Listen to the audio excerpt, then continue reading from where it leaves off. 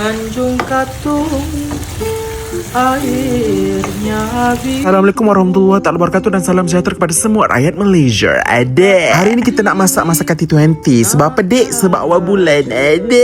Kau pula beli sotong bukan jenis kecil-kecil. Ambil sebesar lengan punya.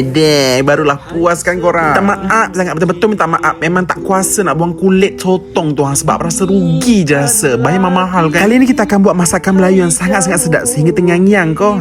Gitu. Iaitu sotong masak pedas santan petai. Panjang betul. Baik letak sekali bahan-bahan dia kan. Ada. Masakan ni sumpah pedas berdesing ya. Korang kalau tak tahan pedas boleh kurangkan cili atau perbanyakkan bawang merah dan cili besar. Kalau IELTS lambat lagi nak letak cili besar dengan bawang banyak-banyak ni kan. Kata orang pedas tu nikmat. Disebabkan IELTS diet, so makan pun tak boleh banyak. Just cukup untuk makan dan rasa saja macam tu. Gitu. Macam dah lama kan tak upload video masak-masak ni. Kesian korang menunggu. Kesian aku juga sebab baru lepas pindah rumah ni. Nila baru ada masa nak buat kontennya. Yup. Dah aku nak buat ASMR jap.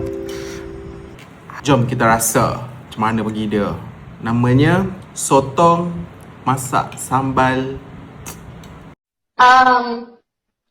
lain.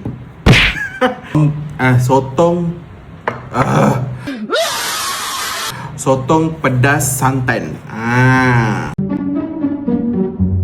Ni namanya sotong pedas santan.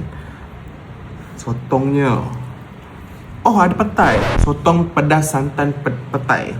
Bismillahirrahmanirrahim.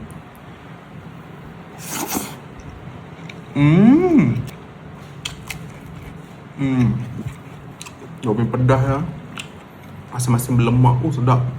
Pedasnya.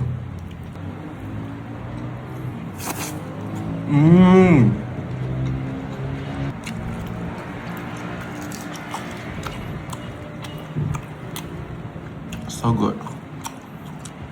Kena angkat. Kalau tak nampak makanan, angkat macam ni.